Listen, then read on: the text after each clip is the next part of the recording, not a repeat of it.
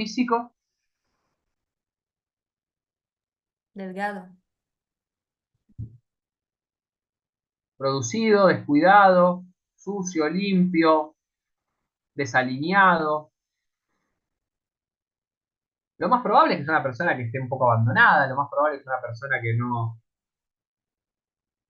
huela bien. No digo lo único porque hay muchas depresiones. Pero fíjense que a veces con el hecho de ver un paciente ya podemos tener una primera semiología, ¿no? ¿Cómo imaginan ver una persona con ansiedad? Si el turno es a las 3, ¿a qué hora va a venir la persona con ansiedad? Antes, probablemente. 3 menos cuarto, mínimo. Bueno, un poco en broma, un poco en serio. Todo eso denota ansiedad. Todo eso denota depresión. Son cosas que uno con la experiencia va incorporando. Obviamente, si es una persona con alguna fobia, va a estar acompañado. Si es una persona que está muy deprimida, te va a pedir que la vayas a ver a la casa. Si es una persona con paranoia, con un delirio paranoide, a lo mejor te pide que dejes la puerta del consultorio abierta, te pregunte si estás grabando la reunión, te pregunte si te molesta que revise que no haya una cámara entre los libros. ¿Entienden? Todas señales semiológicas que nos van hablando de cómo está esa persona. Si es una persona violenta, probablemente quiera mostrarnos su agresividad diciéndonos cosas, con su postura corporal. Si es una persona con rasgos de personalidad histriónicos, probablemente nos quiera seducir. ¿Entienden? Son todas cuestiones que va viendo. ¿Saben lo que es el narcisismo? ¿Saben la fábula de Narciso? ¿La conocen? ¿No? Es del lago que el El del narciso. lago. Narciso se enamoró tanto de sí mismo que un día mirándose al lago se cayó y se murió. Oh. Narcisistas se llaman las personas que se aman a sí mismos y que piensan que son una elite de la vida y que el mundo debe estar a sus pies y deben rendirle pleitesía y deben recibir un trato especial por lo importante, por lo bueno, por lo lindo y por lo destacados que son. Obviamente es bueno querernos, es bueno valorarnos, tener un poco de amor propio, autoestima. Cuando nos creemos superiores podemos tener un patrón muy disfuncional de funcionamiento. Entonces quizás una persona narcisista se te sienta adelante y te dice, sos joven vos, ¿eh? Bueno, no sé si vas a poder ayudarme. ¿Entienden? Todos rasgos, todas cuestiones que van hablando. Vamos a ver cómo está ese estado de ánimo, vamos a ver cómo está el contenido de ese pensamiento, vamos a ver si tiene alguna alteración sensoperceptiva, si está alucinado, si está hablando solo, si está escuchando voces. Bien. También vamos a ver cómo está orientado, cómo se concentra, cómo funciona su memoria, si sabe poder hacer algunos cálculos. Vamos a tratar de evaluar el juicio, que es la capacidad que tiene de contener o de controlar el entorno y entenderlo.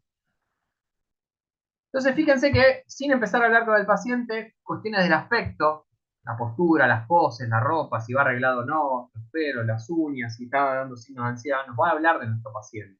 Entonces yo puedo poner que el paciente se presenta media hora antes de la entrevista, se lo nota inquieto, no se sienta. Puedo escribir que el paciente vino absolutamente desalineado, con olor y signos de descuido, que no se baña hace un tiempo. Puede venir vestido discordantemente, como son algunos pacientes psicóticos que por ahí vienen con un tapado de piel en pleno enero. Todos aspectos que nos van dando una semiología, ¿no? ¿Qué actitud tiene? Si es alguien que colabora, que habla, que intenta colaborar con la entrevista, o es alguien que por el contrario no quiere hablar, no nos quiere contar nada, lo vemos tenso, suspicaz. ¿Cómo les parece que va a estar un paranoico cuando le empecemos a hacer preguntas? ¿Relajado o tenso? Y de la Tenso, defensiva. tenso. Bien tenso, bien a la defensiva, sospechando y desconfiando de todo lo que le decimos, tratando de entender si lo queremos cagar o no, si somos parte del complot. ¿Eh? Mientras que un paciente que está con un cuadro de depresión probablemente nos dé mucha ternura y nos dé ganas de ayudarlo y nos cuente lo triste que se siente y las pocas ganas de vivir que tiene. Y un paciente ansioso nos cuente lo difícil que se le hace controlar su cabeza y sus pensamientos. Y va a hablar rápido, va a tener una velocidad rápida, mientras que el paciente depresivo nos va a hablar lento, monótono, nos va a aburrir, probablemente no lo queramos escuchar. Todo es un lamento, todo es un problema. Él o ella es la responsable de todos los problemas del mundo. el mundo sería mejor si ellos se mueren, discurso bien cargado de nostalgia y melancolía. Todos ejemplos, ¿no? Para ir pensando que sin que nos digan mucho ya nos van diciendo un montón. Como les decía, si están muy habladores, si están charlatanes, si están taciturnos, si son poco espontáneos, la velocidad a la que hablan, si tienen alguna alteración en la articulación de la palabra, como alguna tartamudez, ¿m? O alguna acentuación anormal de la consulta, perdón, del lenguaje. Todas cuestiones que ya hablan por sí mismas. Fíjense esta imagen. ¿La están viendo? Sí, sí. Es difícil no pensar que estamos ante un síndrome depresivo, así, ¿no es cierto? La facie, la postura, la mirada, la tensión. Y quizás en un paciente que no habló todavía. ¿Bien? ¿Y este? ¿Qué les parece?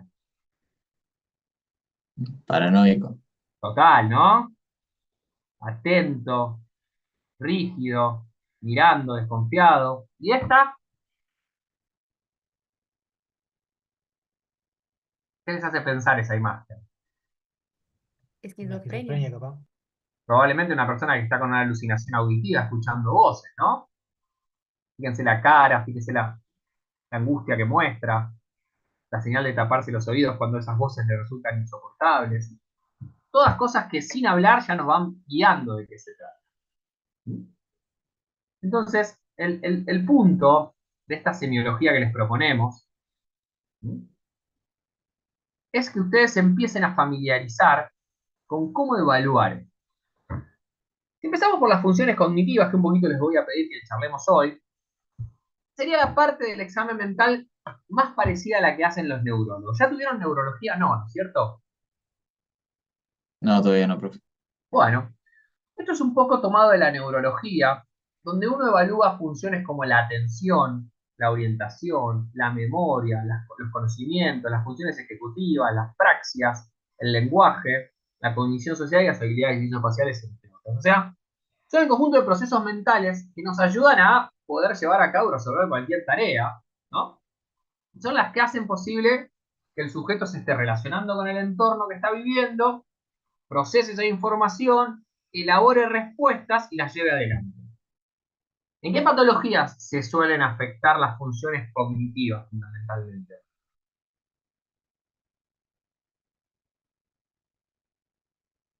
En las demencias, en las que hoy llamamos trastornos neurocognitivos, debido a enfermedad de Alzheimer, debido a enfermedad de PIC, debido a demencia frontotemporal. En general, lo que se empieza afectando son todas estas áreas del funcionamiento.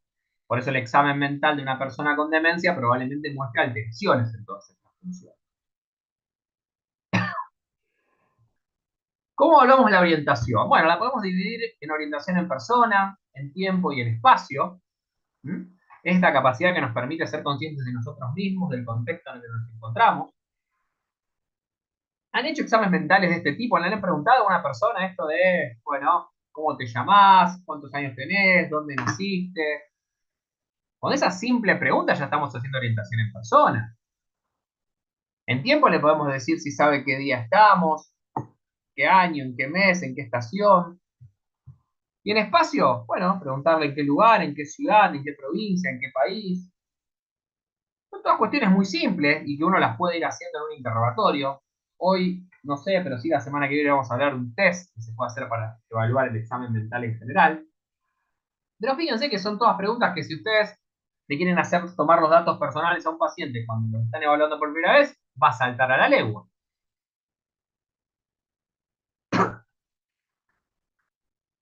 Todo lo que tiene que ver con los reconocimientos visuales, auditivos, táctiles, olfativos, gustativos, son las nocias, ¿no? Son las capacidades que nosotros a nivel cerebral tenemos para reconocer información que previamente ya hemos aprendido. Eso también habla de funciones cerebrales. Por eso fíjense que esto es muy sensitivo o muy neurológico, donde a veces por ahí los psiquiatras no hacemos tanto de esto, pero los neurólogos tratan de evaluar esto, ¿no? ¿Qué capacidad tiene esa persona de reconocer cuestiones que ya conoce al momento que se les están presentando? Ahora sí me interesa mucho que hagamos hincapié en la atención. Evaluar la atención de una persona es muy importante, porque es esa capacidad que tenemos de poder seleccionar entre muchos estímulos que entran hacia nosotros, dónde vamos a poner nuestra conciencia y nuestra atención. ¿Bien? Por eso decimos que es la capacidad para generar y dirigir el estado de activación adecuado para procesar la información correcta. Es como decir, bueno, ¿dónde voy a focalizar mi conciencia de todos los estímulos que hay? Obviamente la atención puede estar conservada, y eso se llama euprosexia, puede estar disminuida y se llama hipoprosexia, o puede estar aumentada y se llama hiperprosexia. Voy a parar un segundo. ¿Cómo evaluarían la atención si yo les pregunto, supongo que me están presentando un paciente, y yo le digo, ¿cómo tiene la atención ese paciente? ¿Cómo construirían un veredicto de atención?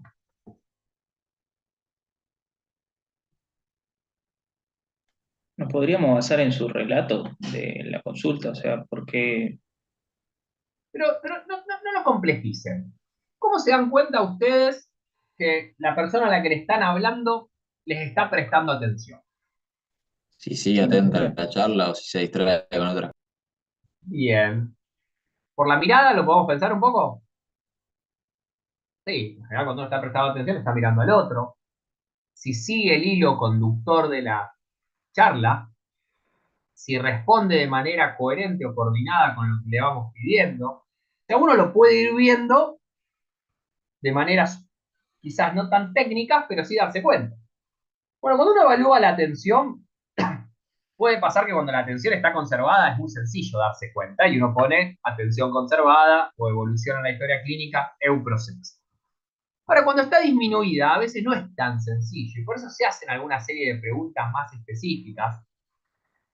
Parte de la atención está muy ligada a la memoria inmediata. Entonces yo a veces para estudiar la atención le digo a una persona que le voy a decir 3 palabras y le voy a decir, trata de retenerlas que en unos segunditos te las voy a volver a preguntar. Casi que son sinónimos, atención y memoria inmediata, o sea, la memoria que acaba de suceder. Cuando una persona tiene un problema atencional, vos le decís 3 palabras y a los 2 minutos le preguntás qué palabras les dijiste y en general no se acuerdan las 3 palabras. Entonces, esos cuadros quizás son sutiles, pero el paciente está con una hipoprosexia, está con una disminución de la atención. Ese es un síntoma muy importante que vamos a ver en un trastorno que se llama el síndrome confusional agudo. Por eso, fíjense que en esta diapo dice síntoma clave del delirium, ¿ven? La hipoprosexia. Y ya vamos a ver cómo lo vamos a estudiar, sobre todo a través de esto que dice acá, mini mental test. Es algo que nosotros vamos a evaluar durante el interrogatorio, pero que si no da duda tenemos que hacer pruebas un poquito más específicas.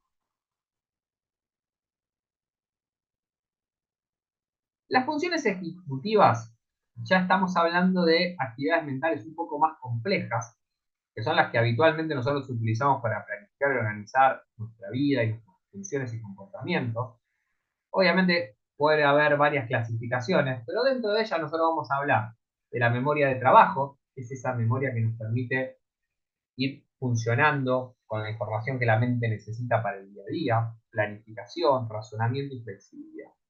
Esto también es algo que se afecta mucho en las demencias, pero también se afecta mucho en las depresiones, donde la persona empieza a funcionar mal, empieza a fallar, empieza a no poder funcionar, coordinar, cumplir, organizarse, y tiene más que ver con el ánimo que afecta a todas estas funciones. Fíjense cómo la esfera anímica también tiene repercusiones sobre esto. Obviamente esto es algo que también se afecta en la esquizofrenia, por eso los pacientes esquizofrénicos, sobre todo cuando esto va evolucionando, empiezan a fallar en todas estas áreas. ¿Ustedes saben cómo se llamaba la esquizofrenia cuando el psiquiatra alemán Krepel la describió por primera vez? ¿Alguien le suena? Se llamaba demencia precoz. ¿Por qué les parece que él le puso demencia precoz? Porque eran pacientes jóvenes, pero que tenían los mismos síntomas o parecidos de los pacientes demenciados. Él en aquel momento pensaba que era como una presentación juvenil de la demencia. Después se dieron cuenta que eran 2 patologías distintas. Pero para que se den cuenta que hay ciertas series sintomáticas parecidas que están afectadas en todos. ¿Bien? Entonces, de alguna manera, ¿sí? Es como lo vamos a ir pensando. Como verán, muchas cosas pueden evaluarse alteradas y eso no necesariamente debería hablar de un diagnóstico, porque si estamos diciendo que las funciones ejecutivas las puede tener afectadas un esquizofrénico, las puede tener afectadas un paciente con Alzheimer, las puede tener afectada un paciente que está con una depresión tan severa que no llega a poder formular o conectar, lo que hacemos es juntar síntomas y después vemos de qué se trata. Lo mismo para inhibir, para tomar decisiones, para estimaciones temporales, ejecuciones duales. Bueno, son todas cosas que, ni hablar del multitasking, que requieren nuestras funciones ejecutivas aceitadas y por eso estas funciones son tan necesarias en un mundo adulto y en un mundo exigente, que las personas que no puedan funcionar de esta manera tienden a ser más discapacitantes, tienden a ser más deteriorantes. Por eso es que muchas veces no pueden hacer un montón de cosas, porque no cuentan con las funciones ejecutivas aceitadas. Acá les presento al Mini Mental Test o test de Holstein, que es una forma bastante útil y que nosotros usamos mucho con los residentes en el hospital para evaluar de manera bastante ágil, en un puntaje de 30 preguntas, los diferentes aspectos que fuimos poniendo. Fíjense que evalúa la orientación con 5 puntos, preguntándole qué año, qué estación, qué fecha, qué día, qué mes. La ubicación, país, ciudad y lugar. La memoria inmediata, como les decía, le dice a una persona, decime esas 3 palabras, mesa, llave y libro. Le dice al paciente que las repita, si las repite ya tiene 3 puntos, pero le dice que las retenga, que en un ratito le vamos a preguntar. En el medio le hacemos hacer un ejercicio para medir el cálculo, sobre todo, le vamos diciendo que reste de 7 en 7, o le decimos que deletree una palabra fácil, como la palabra mundo, de adelante para atrás y de atrás para adelante. Y fíjese que enseguida vuelve lo que es el recuerdo diferido. Le preguntamos, ¿te acordás las 3 palabritas que te dije antes? En general la atención no pueden responder esas 3 palabritas. Alguien que les vuelva a decir esas 3 palabritas, en general podemos decir que su atención está conservada. Después evaluamos algunas otras cuestiones, como tiene que ver con el lenguaje, para ver si pueden nombrar. Hay algunas alteraciones vasculares como una ACV, donde producen una fascia, el paciente no puede nombrar, vos le preguntás qué es esto, y te dice, no, se usa para hablar, pero no te puede decir que es un celular. Le decimos hacer frases más neurológicas como para evaluar el lenguaje, las áreas motores y las áreas perceptivas del lenguaje. Y ahí le hacemos hacer una serie de ejecuciones como que mire un papel que diga cerrar los ojos y no le pedimos que lo lea, sino que cierren los ojos. Le hacemos escribir. Obviamente todos estos test tienen sus sesgos, por ejemplo, una persona analfabeta no lo puede hacer, una persona que quizás no esté viviendo en el lugar tampoco, pero a grandes rasgos es como una herramienta, no es la única, sí es una que nosotros recomendamos mucho porque es muy sencilla, uno la puede tener muy rápido incorporada, ya sea en un papel o más o menos memoriza todas estas evaluaciones, y ayuda a esto que les digo, a sobre todo en los casos que le pueden dar duda, ver cómo está la esfera cognitiva de ese paciente. Voy a dejar acá porque vamos a llegar hasta acá, hoy no los voy a exprimir mucho más. Vamos a arrancar la semana que viene con lo que es ánimo, evolución y control de los estudios. Pero a grandes rasgos, ¿qué es lo importante de lo que charlamos hoy? Que nosotros vamos a evaluar el examen mental de los pacientes que tengamos que evaluar. Que así como hay un examen físico, nos vamos a entrenar en la elaboración de un examen mental. Ese examen mental sirve para recabar síntomas. Y a partir de la recabación de síntomas podemos describir síndromes, ¿no? Identifica un síndrome ansioso porque el paciente presenta aceleración del pensamiento, tensión muscular, preocupación permanente sobre el futuro, etcétera, etcétera, etcétera. Y de esa manera, después podremos ver si ese síndrome ansioso se debe a un trastorno de ansiedad generalizado, o si se debe a un hipertiroidismo, o si se debe a un consumo de algún fármaco psicoestimulante. ¿Entienden? Examen mental, identificación de síndromes, estudiamos los síndromes, por eso hay que descartar lo orgánico. Yo no puedo decir que un paciente tiene una psicosis esquizofrénica y todavía no sé si no tiene un tumor en la cabeza, si no tiene una demencia, si no tiene una intoxicación con cocaína o con algún alucinógeno.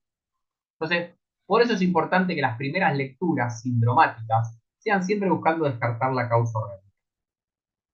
todo el tiempo van a leer en los manuales psiquiátricos esta palabra que dice, todos estos síntomas que usted acaba de estudiar no se deben al efecto de una sustancia, no se deben a alguna patología médica no psiquiátrica, no se deben a un síndrome confusional, porque ¿qué está diciendo? Que son primarios, que ya está descartado todo lo que me acabo de decir. Y eso es muy importante que no lo pierdan de vista de hoy para el resto de la vida, ¿sí?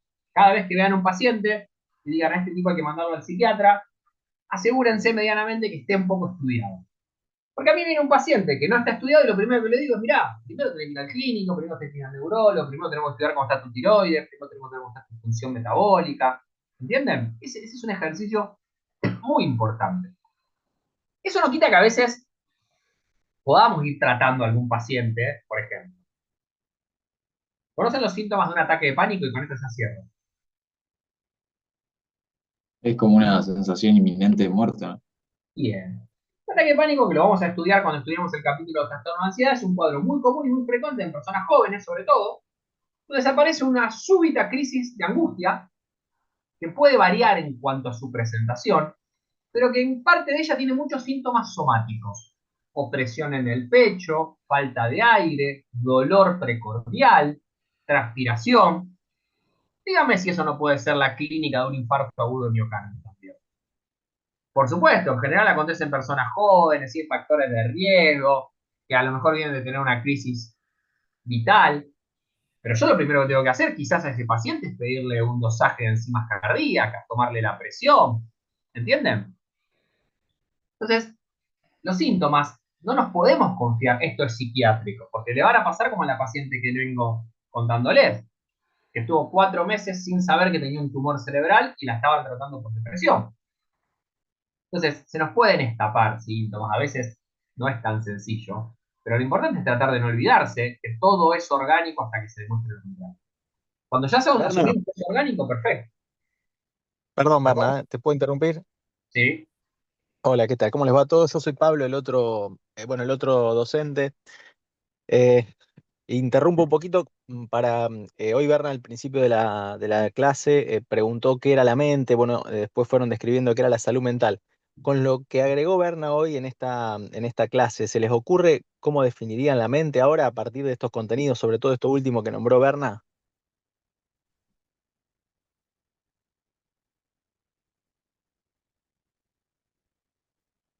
¿Se escuchó la pregunta, perdón? Sí. Clarísima. Parece que quedaron mudos.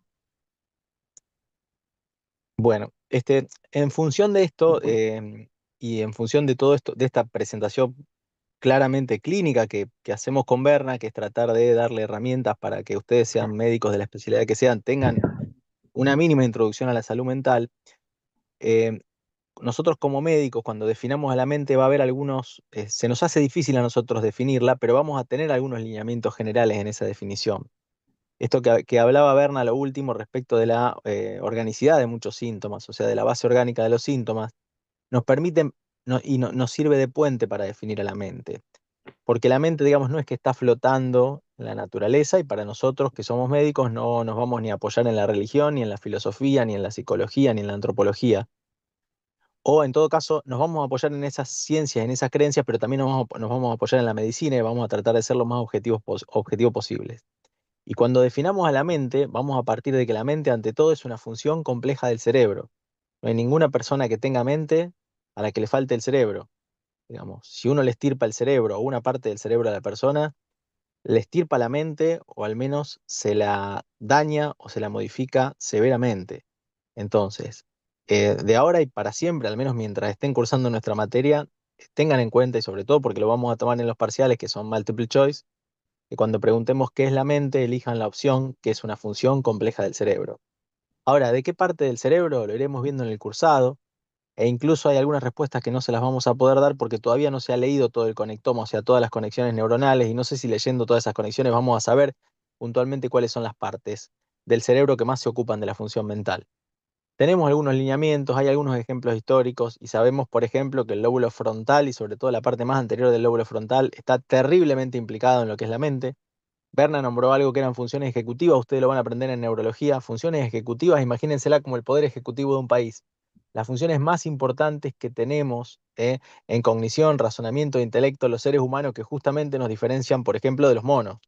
Las funciones ejecutivas del ser humano, como son la capacidad de organización, la capacidad de secuenciación, la capacidad de controlar impulsos, la capacidad de tener memoria de trabajo, la capacidad de tener una cierta estabilidad emocional. Bueno, todas esas funciones que son, digamos, superiores o ejecutivas o vinculadas a la especie humana por sobre cualquier otra especie de mamíferos, son las funciones ejecutivas y están alojadas sobre todo en la parte anterior del lóbulo frontal. Esto lo vamos a ir viendo y lo vamos a ir desarrollando y en la medida que veamos los trastornos o los síndromes, se van a poner de relieve, pero no se vayan de esta clase sin pensar esto último que les dijo Berna, sin acordarse del cuerpo, del organismo, y pensando que la mente entonces, para nosotros los médicos empezamos a definirla como una función compleja del cerebro, que después la leeremos a veces desde la mirada psicológica, a veces de la antropología, a veces de la filosofía, a veces de la religión, a veces de la creencia, a veces de la cábala o como dijeron ustedes, de lo que sea. A veces no sabemos ni de dónde la leemos, pero lo que no nos podemos olvidar de leer es ese resto orgánico, esa base orgánica de la mente que es el cerebro, para tratar de partir de algún lado. Entonces, de ahora en más, ustedes van a ubicar la mente, al menos en una parte de este cuerpo que le da sustento. Y eso no solo les va a servir para empezar a entender y comprender y armar una definición singular de lo que es la mente, sino para ver cómo todos los trastornos o todas las patologías que afectan de manera primaria o secundaria al cerebro también afectan la función mental. Nombraron el hipotiroidismo, una patología extremadamente frecuente en donde la hormona, la T4, mejora el metabolismo de todas las células del organismo. Bueno, un cerebro sin T4 no funciona bien. Podemos nombrar así otras patologías como los déficits de los síndromes de Addison, de la insuficiencia suprarrenal, que también pasa lo mismo. Podemos nombrar a la anemia, que hipooxigena el cerebro y también puede generar trastornos mentales parecidos a la depresión, desgano, trastornos del sueño. Los trastornos y las malnutriciones, por eso a veces se insiste, bueno, que un paciente esté bien nutrido, que duerma las horas que tiene. Y por supuesto que vamos a agregar a las dos veces del momento, que son los usos tecnológicos o el uso de la tecnología, que ingresa por nuestros sentidos, sobre todo por la vista, y que estimula nuestro cerebro y que cambia nuestro funcionamiento mental, y el uso de sustancias, que hoy, más allá de que sean legales, ilegales, recreativas o no recreativas, afectan la función cerebral y por lo tanto afectan o modifican la función mental.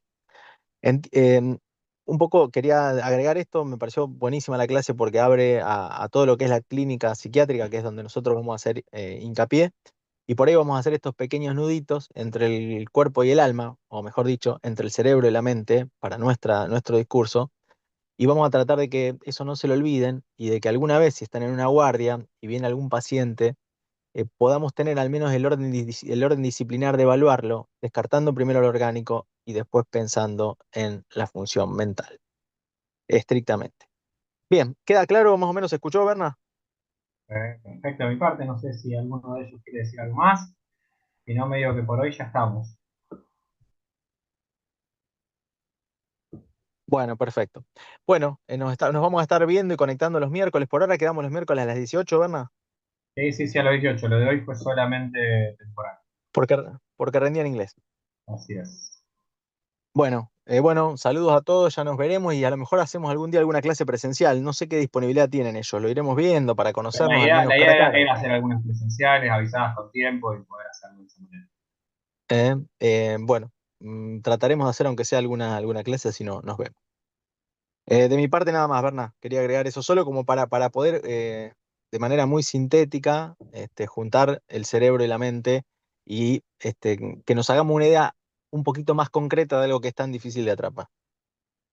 Totalmente, y creo que es importante que se lleven esta idea, tómenlo como un puntapié.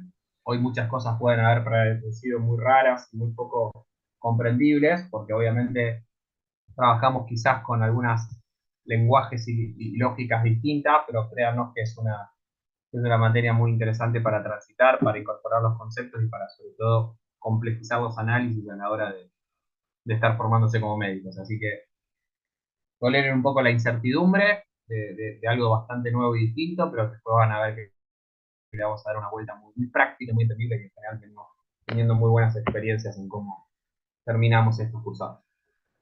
Bueno, saludos a todos. Ya cargué los presentes de los que me escribieron, así que ya estamos todos.